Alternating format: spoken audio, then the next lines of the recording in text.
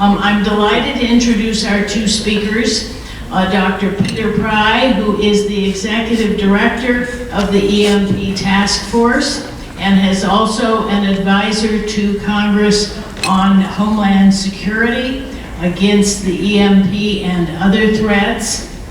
He also is an expert on the cyber threat and other weapons of mass destruction problem. And his colleague, Cynthia Ayers, who is the Deputy Director of the Task Force.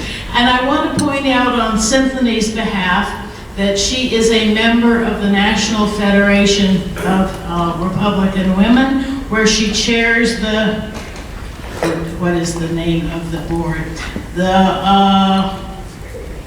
The committee chair of the executive board of the Pennsylvania Federation, and is the Homeland Security chair for the National Federation. So she's clearly one of us. Yes. And we are enjoying having her here and having Dr. Pry. He is a well-known author. He'll show you a couple of his books, I think. And if you will look him up on the web, please pay attention to the books. They are well worth reading. But I would like to start off with Cynthia, because if we have Dr. Pry first, who knows how long the talk will go on. He has so much to say. But let's start off with Cynthia. Good afternoon, everyone. Thank you very much for this opportunity to be here today. I really appreciate it.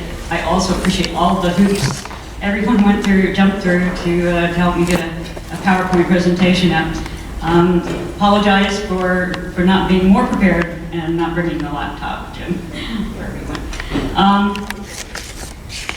This particular presentation was done almost last minute because it was something that I've been wanting to talk to people about, but I've always been in a different audience.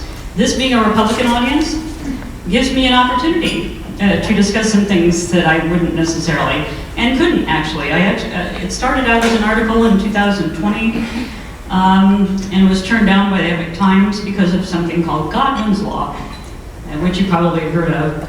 Unfortunately, the Republicans are the only ones that ever pay attention to Godwin's Law. Democrats are very happy to mention Hitler analogies all the time when it comes to comparing people like us with Hitler. So it may seem kind of strange talking about Hitler in a speech that's supposed to be about EMP, but I'm going to try to explain to you why EMP is such a huge threat in response to the question that was posed by your flyer. Is EMP a threat? It absolutely is. There is no greater threat. The title of this particular presentation was Before the War Starts. I was trying to put together things that might be seen before an EMP. And this is something that fascinated me when I started reading a book called Hitler Speaks, which was verbatim discussions that Hitler had with some of his elites in the early 30s. He laid out strategies that were unbelievably, almost exactly like what China is doing today. So I'm going to try to read you a few of the words, and pardon me if I have to take my glasses off. So, in the future, this is Hitler. In the future, whole nations will stand against each other, not merely hostile armies. We shall undermine the physical health of our enemies as we shall break down their moral resistance. I can well imagine that there would be use for bacterial warfare. Its significance lies in wearing down the enemy before the war. Our real wars will in fact be fought before military operations. I can quite imagine that we might control Britain and America in this way. Now, there was a question asked by one of his elites at that point in time. He says, well, you talk about poisoning the enemy. How would you do this before the war starts? And Hitler said, through agents, harmless commercial travelers. The results would not be immediate. It would take several weeks, if not longer, for an epidemic to begin. He said, only by using non-destructive weapons that can kill many people will we be able to reserve America for ourselves. Now, he was talking about his strategy called Lebensraum, and I might be pronouncing that wrong, it's a German word, for living space. They were, Hitler was looking for space to occupy without the previous occupants, essentially. Interestingly, the former Chinese Minister of Defense also had a similar comment. He expressed the need for living room for the Chinese. This is very similar, a very similar concept to what Hitler was talking about, removing the previous occupants.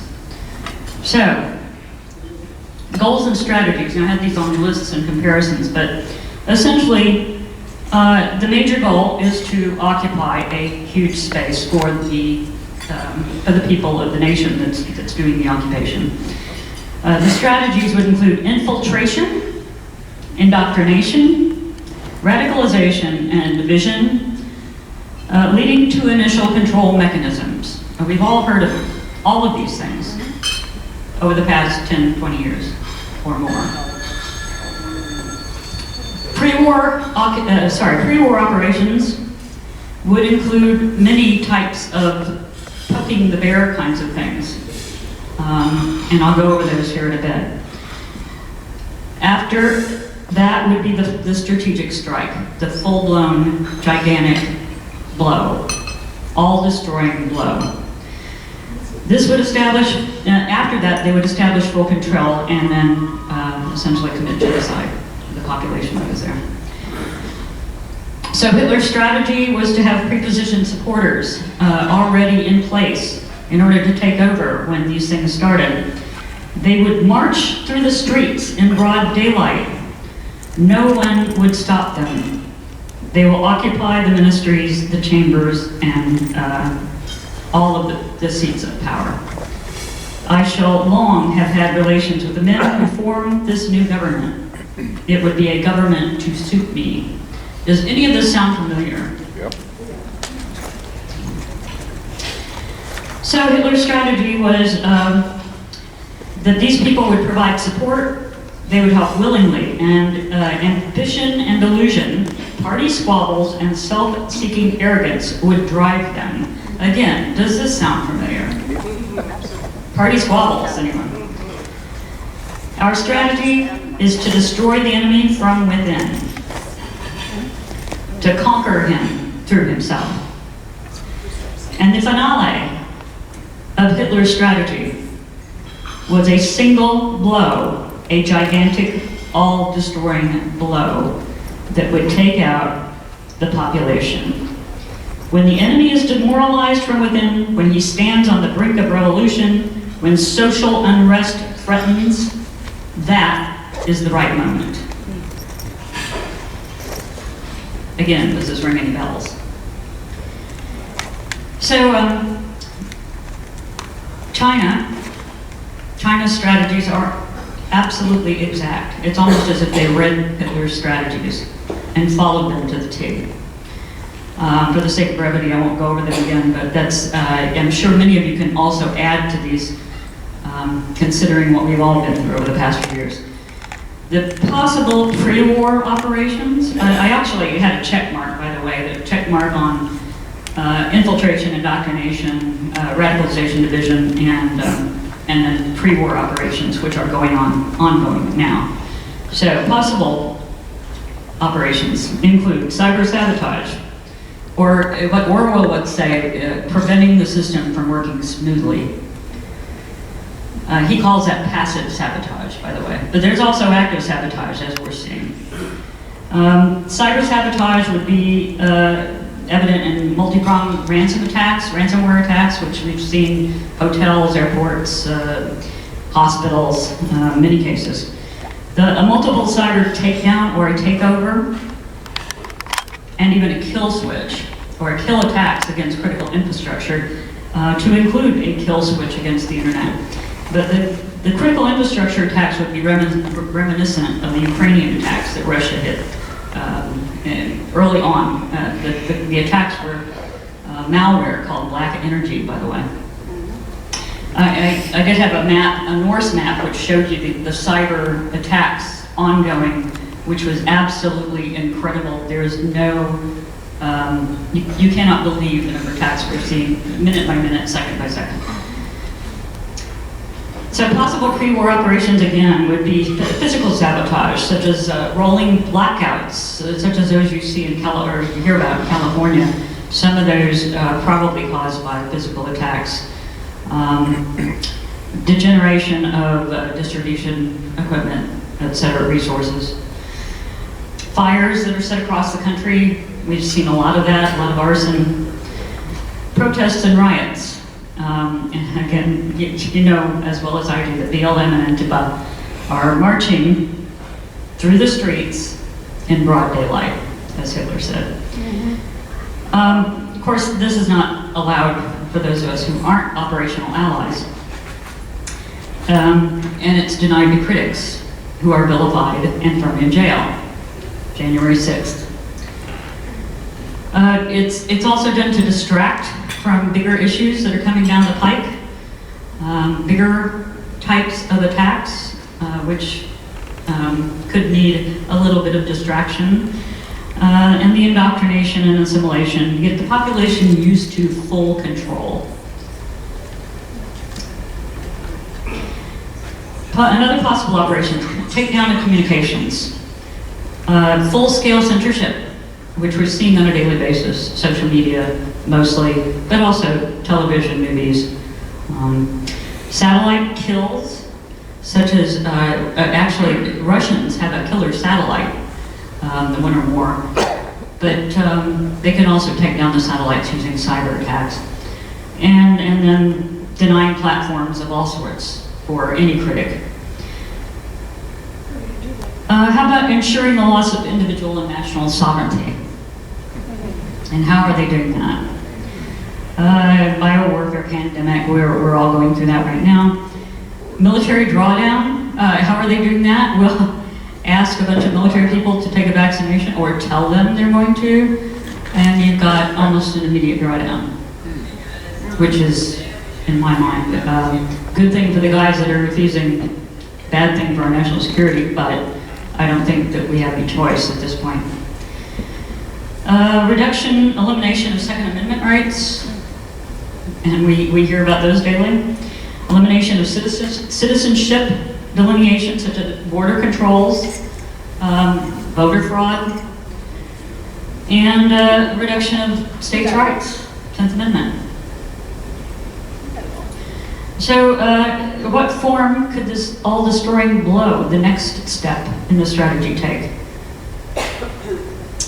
It could take a form of a cyber attack, perhaps, but I don't think we're there yet. There is a possibility of taking a huge cyber attack against our grid and taking it down for a little while, but not quite as long as any enemy would like. I do think that it's more probable that that would happen prior to this all-destroying blow. Full-scale pandemic, again, we're seeing this.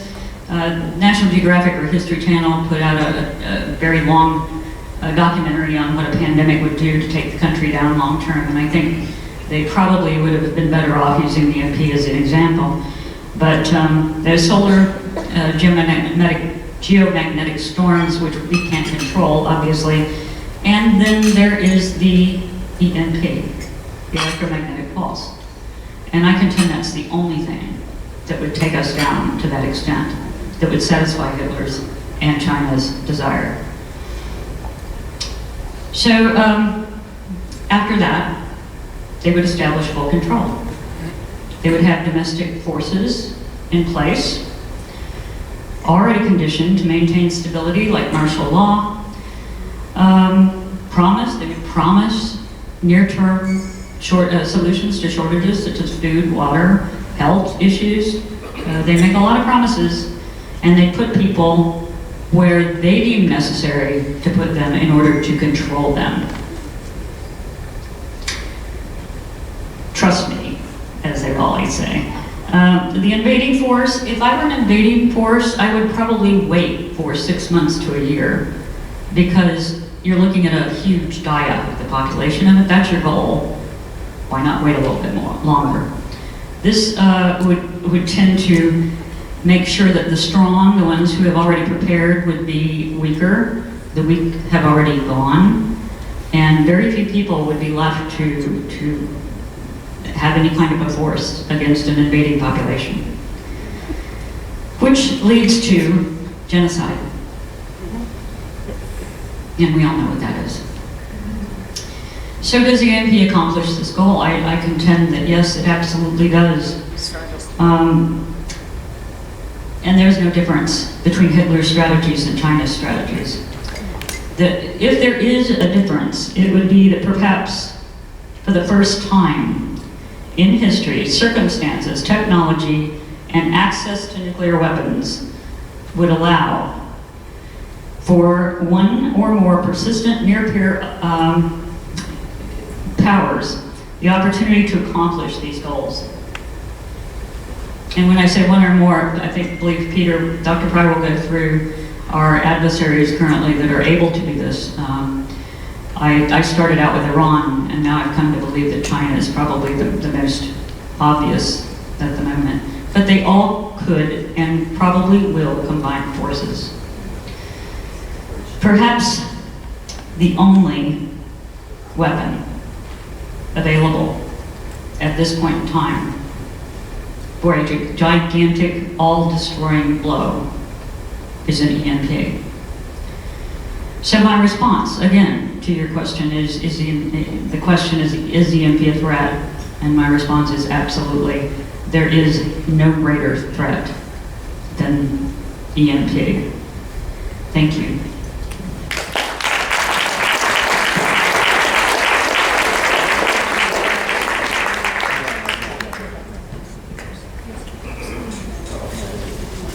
Thank you, Cindy.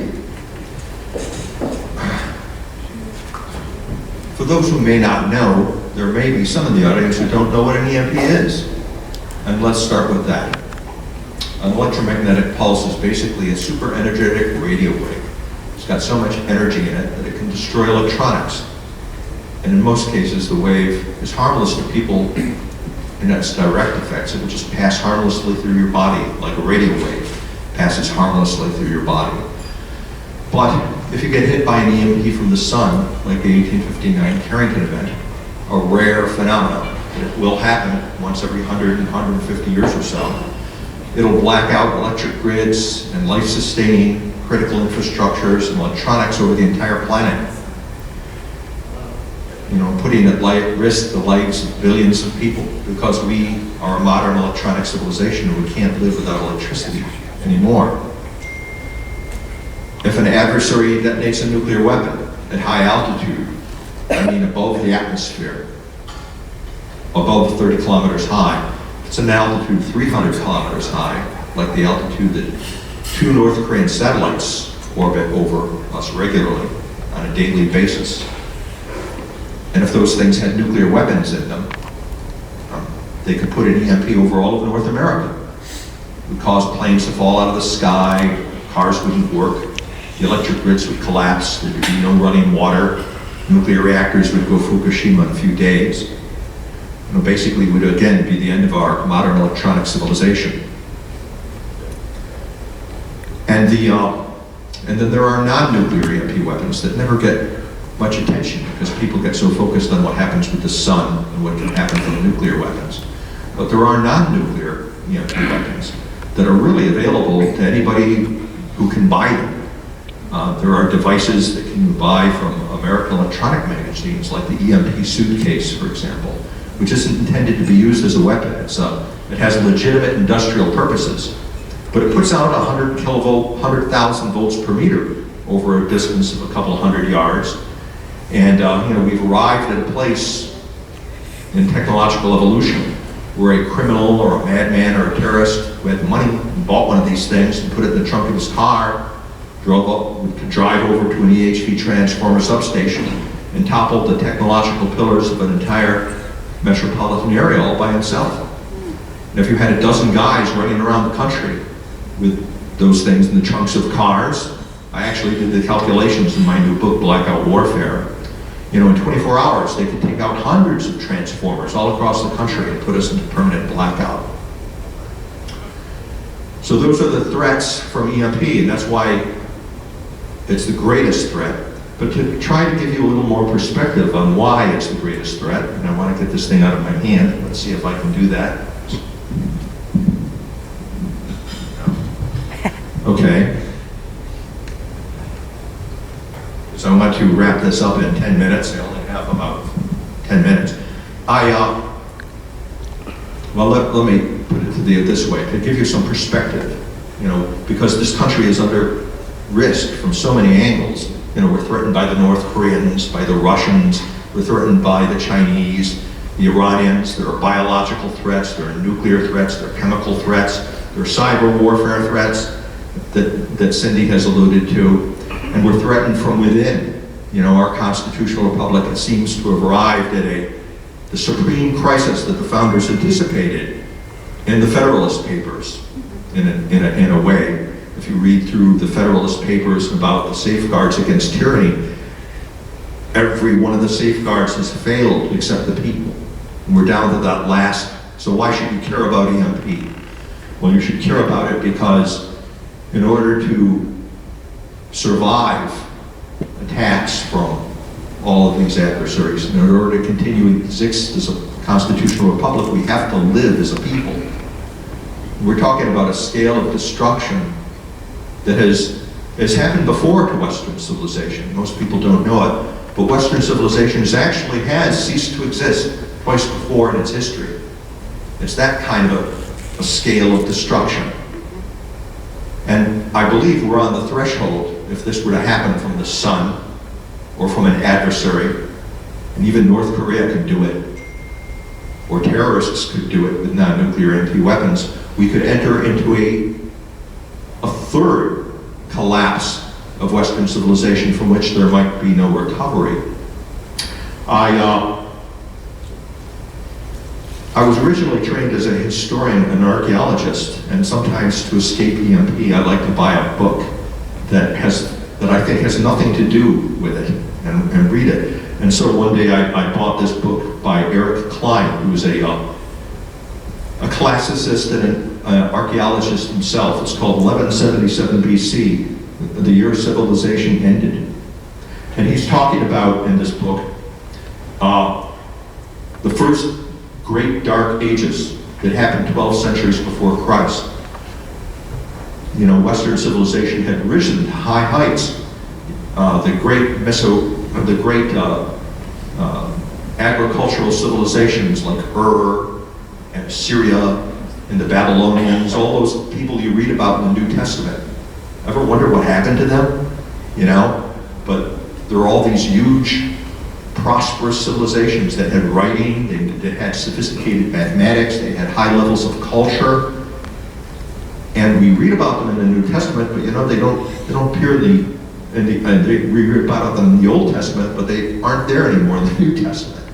And that's because in 1177 BC, or about 12 centuries before Christ, a bunch of barbarians called the Sea People moved into the Middle East. And they were a herding people. They weren't a settled civilization, but they knew that by making the roads unsafe to travel, and by burning the crops, and by making the sea lanes unsafe to travel, they knocked the critical infrastructures of trade and food growing out from under. They knocked the crops out from under the civilization of that era. And all of these civilizations disappeared except for the ancient Egyptians, who kind of hung on for a while, but a much diminished level of power. And it took about 7 centuries for civilization to crawl out. Writing disappeared, mathematics disappeared, astronomy, all these cultural things. We have this blank. It's a dark ages that lasts about 700 years after the 12th century. And imagine my surprise when I was reading this book. This is why I mean this. One might picture a modern power grid that has been disrupted, perhaps by a storm and an earthquake, where the electric company can still produce power, but cannot get it out to the individual consumers. We see such events on an annual basis in the United States, caused by anything and everything, from tornadoes in Oklahoma to snowstorms in Massachusetts. If the disruption is permanent, as might be the case in a major catastrophe, such as a nuclear explosion today, eventually even the production of the electricity will halt. The analogy may hold for the late Bronze Age, albeit at a lower technological level. So imagine my astonishment to find EMP being alluded to in this book about the dark ages of 12th centuries before Christ, and comparing an EMP today to what happened back then. The second great dark ages that we had, of course, was the fall of the Roman Empire. Usually, as a result of the barbarians again, invading, making the roads unsafe to travel, knocking down the aqueducts, making the sea lanes unsafe. That, in combination with the general deterioration that happened to the Roman Empire, plunged us into even longer dark ages. And it took about, more than 1,000 years for us to come back from that. It wasn't until the Renaissance that we started crawling back. Most historians think that we didn't really reach the level of technological sophistication that was achieved in cultural sophistication in the Roman Empire until the 19th century. You could actually travel more quickly during the classical period and get from Rome to Britain than you could until the 19th century when they introduced railroads. And I do have here, especially since this is the Republicans' Women's Club, I do think it's if you want to measure the sophistication of a civilization, the contribution that women make to arts and science and literature might be one such measure. And this is an interesting book. It's about women writers of ancient Greece and Rome. And the book is just a list of their names, the names of the women who made contributions to art, and science, and medicine. It's about 150 pages. That many women were actually making significant contributions to Western civilization. We only have a fraction of the books, but we have a lot of their names. I would say we haven't come back from the fall, that second great dark ages, basically until today, when women have started making an equivalent contribution. So Western civilization has fallen and gone into a dark ages twice before. What will happen if we lose the technology, the critical infrastructures that make possible our modern electronic civilization? Can we ever come back from it? That's how serious the problem is. And I tell you, the problem is too serious to just trust Washington with it. Yes, write your senators and congressmen, do what you can, but I despair. We've won every political battle. And actually, Congressman Bartlett was the one who actually began the protection against electromagnetic pulse as a national crusade. If we do succeed in protecting the nation, the people in this room will have played a part by supporting Bartlett when he was in power. Everything, the commission, everything that happened since then was really due to him. But we've got to do more than just trust Washington. We've been beating our head against that wall. We have passed, and it's not just, we have support on the Democrat side too. The Critical Infrastructure Protection Act was passed on a bipartisan basis, and it passed this law. We've got the EMP executive order for President Trump, which even President Biden has continued it. And it has been incorporated in the National Defense Authorization Act. In the constitutional republic that I grew up in, when America was still a constitutional republic, when the Congress of the United States passed a law, the bureaucracy would see that it would get done. When the President of the United States, the Commander-in-Chief, signed an executive order, it would get done. In this case, we have the Commander-in-Chief signing executive orders and Congress passing laws, and it's not getting done. And I've written another book called The Power and the Light, and in it, there are like 6 people in the bureaucracy that are keeping things from getting done. One of the unfinished business of the Trump administration is he didn't fire them. I tried to get him to do that, but he didn't. So don't wait on Washington to fix this problem. We've got to keep pushing. Maybe they'll fix the problem. But every individual states can protect their electric grids. State governors can protect their electric grids. Your community You know, you might want to think about a friend of Cindy Ayers, General Ken Krosniak, did an experiment at Carlisle, Pennsylvania. He was the fire chief there, and actually came up with a plan for protecting Carlisle, Pennsylvania. I think one of the things that happened that one of the reasons civilization was able to come back after the fall of the Roman Empire is there were little walled towns. You know, they put up walls to protect themselves from the barbarians. And so little pockets of civilization continued to exist after the fall. You might want to think about making your community, your village, your town, a little pocket of civilization. Make your family a little pocket of civilization. Don't wait on the Department of Homeland Security to do its job and fix the grid or even come to your rescue. They don't even rescue people after hurricanes. You know, protect yourself. You know, stockpile food, water, have a medicine kit, and know how to use it. You know, basic common sense things. I know survivalism is derided today, you know, but the great generation that survived the Great Depression and won World War II, whether they were Republican or Democrat, all those people were what today we would call survivalists. You know, my mother and father had never heard of EMP, but they were ready for anything. They'd seen government fail during the Great Depression. My father taught us to hunt and fish because he fed his family during the Great Depression because he knew how to hunt and fish. Every inch of our 1/4 acre plot of land in Marcy, New York was a garden. And my mother was constantly canning things, so we had a food supply that would last years.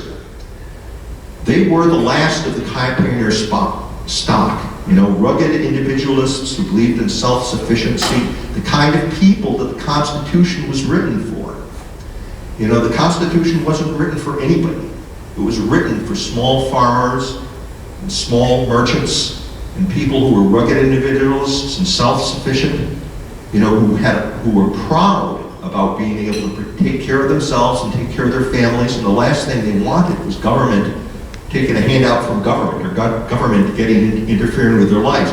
They understood intuitively, and as the founders understood intellectually, you know, that the more dependent you are on government, the less free you are. So it's survival against EMP and preparedness for this can also preserve the values that once made this country great and free, and hopefully it will be again someday. If we can't get Washington to do its job, if we can't get the state of Maryland to do its job, you are not helpless. You can take control of your own life and protect your own family and become a little island of civilization waiting for some future renaissance when freedom can again flourish in this land, and we can be protected against existential threats like EMP as well. So thank you for coming here today and for hearing me out. I'm sure I went more than my 10 minutes, so thank you again.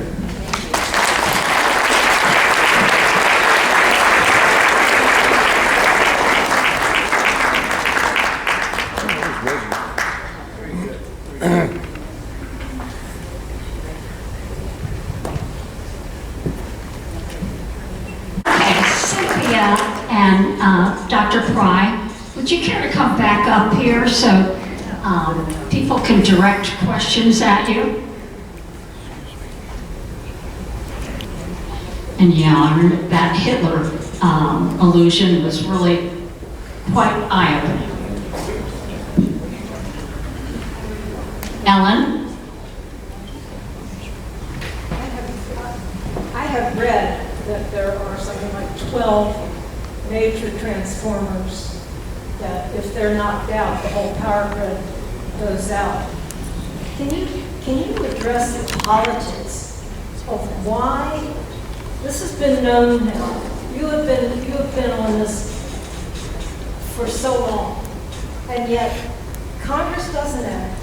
The electrical companies don't act. It's very difficult for an individual state, although they can do something to protect themselves. How much would it cost? And why doesn't the electrical industry care enough to do something about that?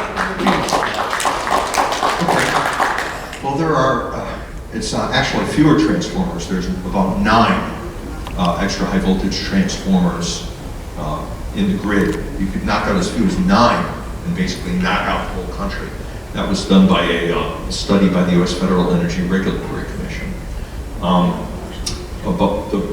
To the questions to why, it's not true that Congress doesn't act. Congress actually has acted. They've passed the Critical Infrastructure Protection Act. They've passed a number of laws.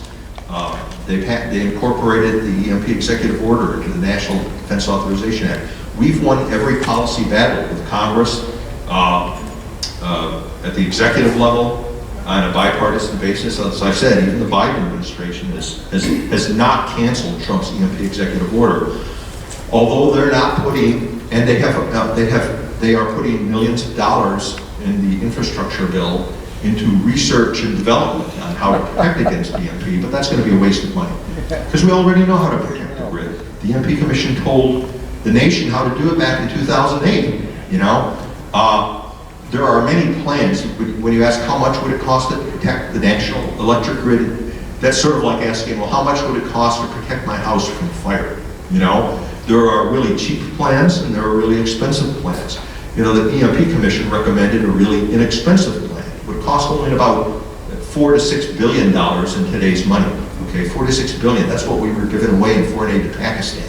You know, if we spent it, and that's one of the reasons we came up with that plan, something that would be really affordable. But that plan did require, when you don't spend the money, you have to substitute smart planning. So that plan also requires smart planning by the utilities in order for that plan to work. And we think that that was possible. I still think that that's probably you know, one of the best plans. But there are other plans. You could spend 20 or 30 billion dollars on the electric grid, and it would certainly be worth it. And then you wouldn't even need smart planning. You know, the utilities could be as dumb as they like, and the grid would be as protected as some military systems are, so that it would just survive no matter what. So, you know, it depends how much you want to put into it. But the big question, you know, about, well, why hasn't the country been protected yet? You know, I've written a whole book on that, called Apocalypse Unknown. And there's a lot of reasons. I could stand up here all day giving you the reasons. I guess the most immediate reason and the biggest problem is the utilities themselves. You know, the electric grid is not run by the government. You know, it's run by 3,000 different utilities in the United States. And their interest is in maximizing their profits and minimizing their investment in public safety. And it's not just EMP or cyber warfare, which they're clearly unprepared to deal with, but look at Texas, for example, the ice storm in Texas that killed hundreds of people, you know, froze to death, because they weren't even prepared to deal with the ice storm that happens every 30 years, you know, because they're interested in not spending that money if they don't have to do it.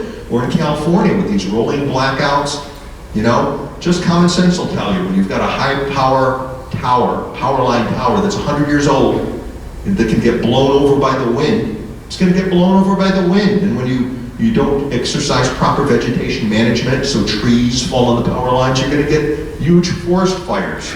You know, Paradise, California, hundreds of people were killed in forest fires. They're able to, the government, they have been able to take over the U.S. Federal Energy Regulatory Commission, basically. So they own the U.S. FERC. You know, the electric power industry has $150 million a year that it spends in lobbying. And all the FERC commissioners, when you look at their backgrounds, they're lawyers or lobbyists for the electric power industry. So they let the electric utilities literally get away with murder. And this is actually explained, this is not just my opinion, this was one of the EMP Commission recommendations, and they pointed this out, which is why we said we need an EMP czar in the White House, okay? We actually do have a EMP czar in the White House named Ann Neuberger now. Officially, she's the Deputy National Security Advisor for Cyber and Emerging Technologies. And she's more called a cyber czar, okay? But emerging technologies, cyber and EMP kind of cover the same areas. But who is Ann Neuberger? You know, is she an EMP expert? No. Is she a cyber expert? No. She's a lawyer and used to work for NSA. That's the other part of the problem. You know, the people who are responsible for solving this problem in the U.S. government, you know, are not experts.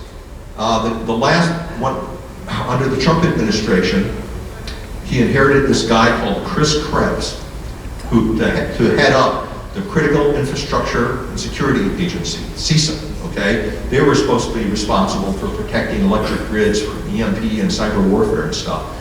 He inherited him from the Obama administration. Who was Chris Krebs? He was a lawyer and a lobbyist for Microsoft. And his job, as he saw it, while he was wearing his government hat, was to protect the utilities from regulation by government. And so he was one of my 6 people in the book who should have been fired, okay? But instead he got promoted to be the head of CISA. So I think we kind of, so part of the answer to your question is the utilities are extremely powerful, and so far they've been able to resist regulation. There doesn't seem to be, among the departments and agencies, including the Department of Energy, by the way, which also belongs to the utilities. The departments and agencies, I think political scientists call it regulatory capture, when the industry that's supposed to be regulated has gotten control of the parts of the government. So corruption is the word we used to use to describe these relationships, okay? And that, so it's a combination of corruption, the resistance by the utilities, but I also think there's an element of civilizational decline here. You know, the America I grew up in used to be highly competent. The government used to be highly competent, which is why I think people have a faith in socialism now. You know, when you look at what our government did in World War II, it was miraculous. You know, I had an army of 100,000 men that had no rifles, and ended up creating an army of 6 million men that defeated Nazi Germany and Imperial Japan, two of the greatest military forces that ever existed in history. Invented the atomic bomb in 3 years. Because we had a person like Robert Oppenheimer, who was one of our leading physicists in charge of the atomic bomb program. Oppenheimer was not a lawyer. He was a physicist who knew what he was doing when it came to building atomic bombs. We had people who had built airfields in the Pacific and had engaged in reconstructing Germany and Japan, who helped build our national highway system in the U.S. Army Corps of Engineers. Real engineers who really knew how to do big things. We built a highway system that was bigger than that of the Roman Empire in just a few years during the Eisenhower administration. Wernher von Braun sent a man to the moon because he was one of the world's leading rocket experts, right? That's the kind of people, you know, a nuclear navy that was built by people who had expertise in naval affairs and nuclear reactors. Now we seem to put lawyers in charge of everything, and they don't know anything. You know, the guy that succeeded Chris Krebs is a kid named Brandon Wales. And what does he know about cyber warfare? He was a congressional staffer and a brown nose, okay? Now I'll never be hired by CISA, but it's true. That's how he got that job, you know? And that's the reason. I mean, I think it's part of corruption, effective lobbying, but also a civilizational decline in terms of how government works. Government can't seem to do anything anymore. Just like the late Roman Empire, they couldn't do anything more because competent people are not in charge, and that's why we're still vulnerable. Yes, Doctor. We have a question over here. Sorry. Only mic. Hi. My name's Pat McDonough with Super Citizen and Respects the Constitution Law Firm. We'll talk about lawyers. My question is, what role does the law, the Constitution, and the protection of this country play in the form of the citizens challenging these people, these 6 people you're talking about, challenging the existing law that's not being enforced? What role can our lawyers play to represent the people, to force these folks to do their job? Because as you pointed out, this is such a dangerous threat to the country. There are lawyers on both sides. Yes. Available. And I want to see the litigation that can be put forward to protect the people, to get into that courtroom when the utilities are on one side and nobody else is on the other side. That's what I'd like to ask you. Well, I can't answer that question, unfortunately, because I'm not a lawyer, and but you are. And so I'd ask you to put on your lawyer's hat And think about that yourself, about what can lawyers do. We did have a great lawyer, a guy named Bill Harris, who was in our EMP task force and cared about this problem and was ingenious at coming up with legal challenges and legal solutions. But unfortunately, he died of COVID last year. No. So just, yeah, we need to fight fire with fire. We need to get good lawyers to fight against the bad lawyers. But ultimately, we need to get back to what we used to do by putting experts in charge. Somebody who really knows. There aren't that really many people who are really expert in EMP or cyber warfare. And CISA should be run by people like that, who know what they're doing. That's how it was done in the old days, in America that I grew up in. Okay.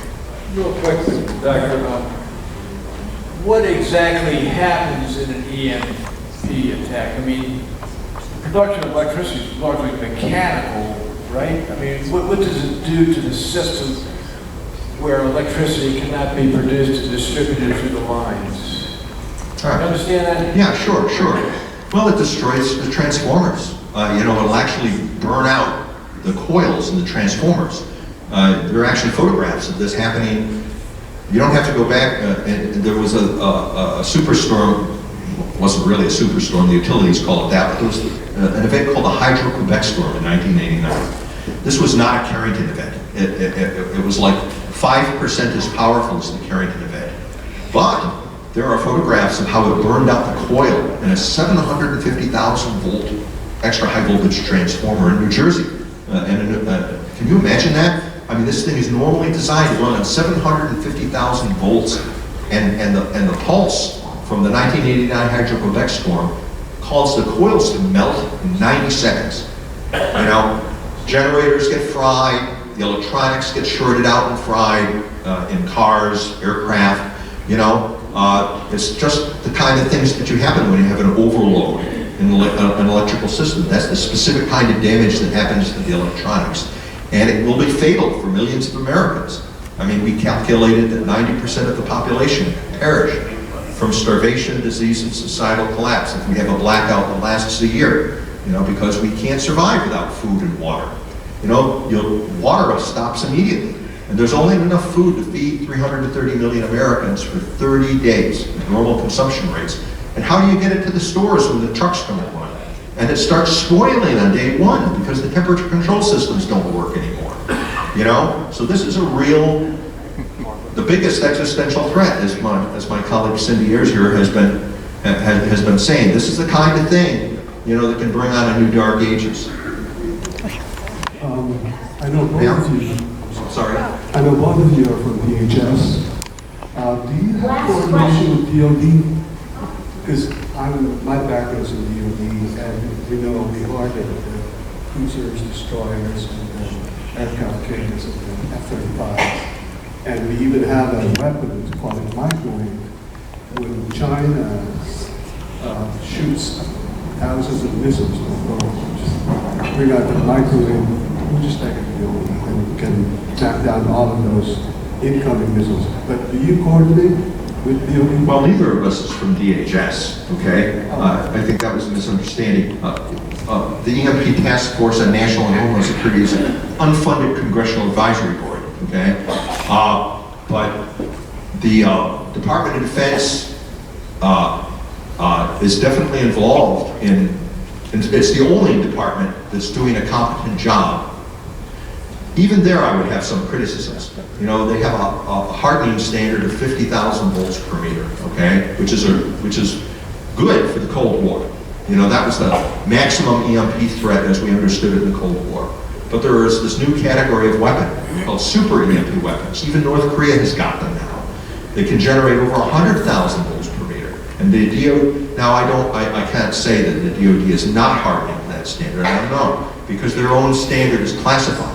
But the last time I looked, it was, and the unclassified, it was 50,000 volts per meter. Did you want to say something, Cindy? Well, I was with DOD for over 40 years, 47, 48 years. And, pardon? Wow. Thank you. Thank you. I'm with Dr. Pry. The last time I checked, especially the unclassified data. We aren't ready.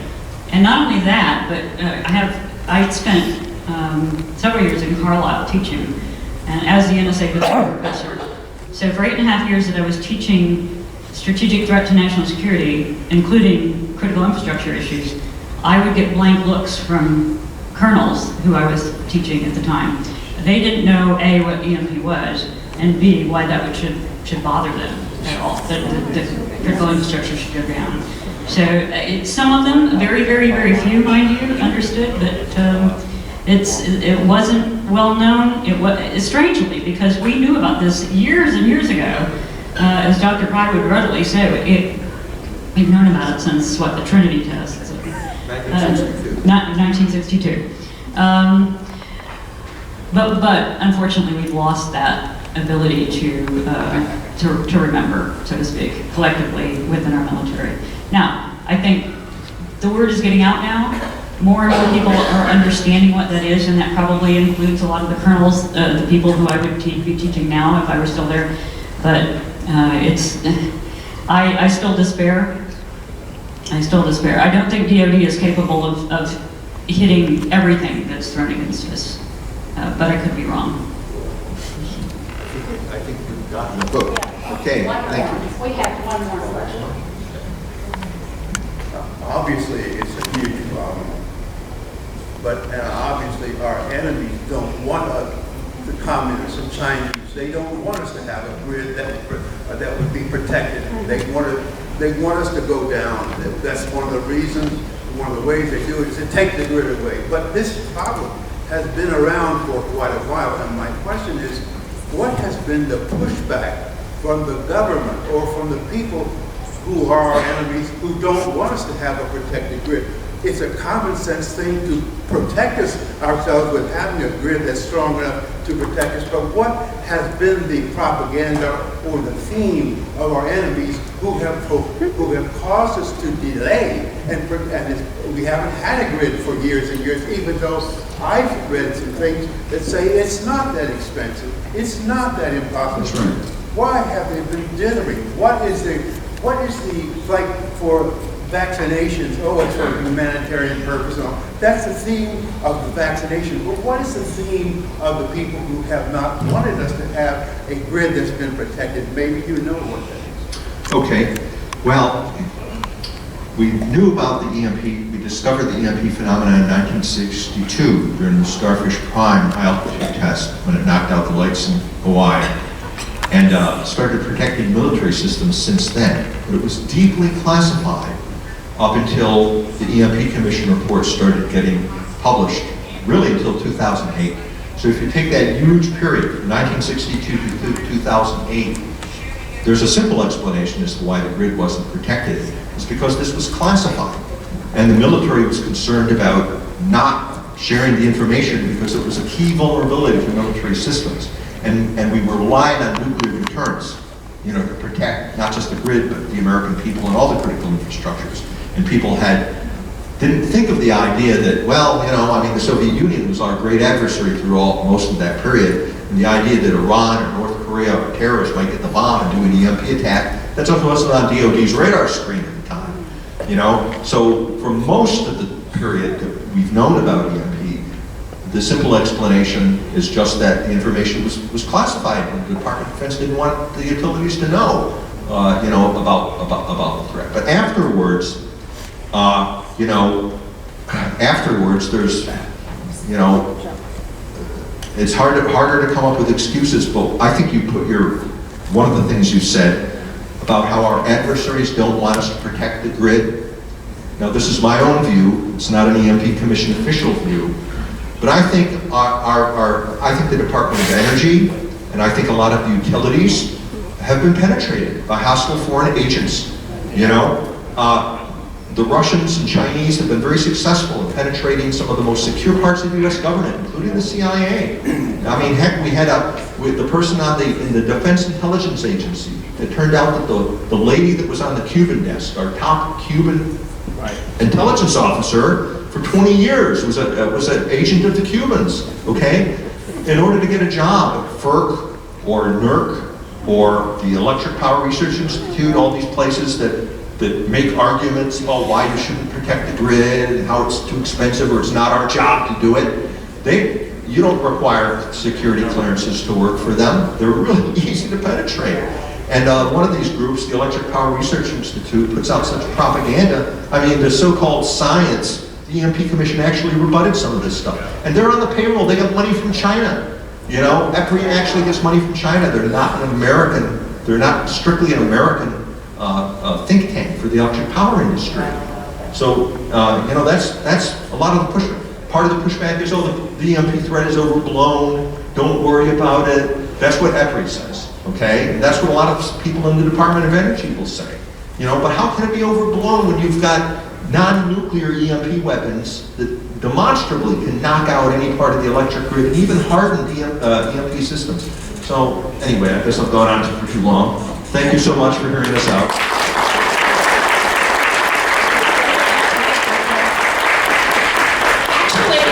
They both could go on a lot longer. Let me make one comment. Just as a remark that follows on what Dr. Pry just said, there was just last week an election for the new chair of the IEEE Standards Association, which is the group that handles all the standards for the electrical grid here in this country. The winner was the only Chinese candidate, supported by 96% of the Chinese vote.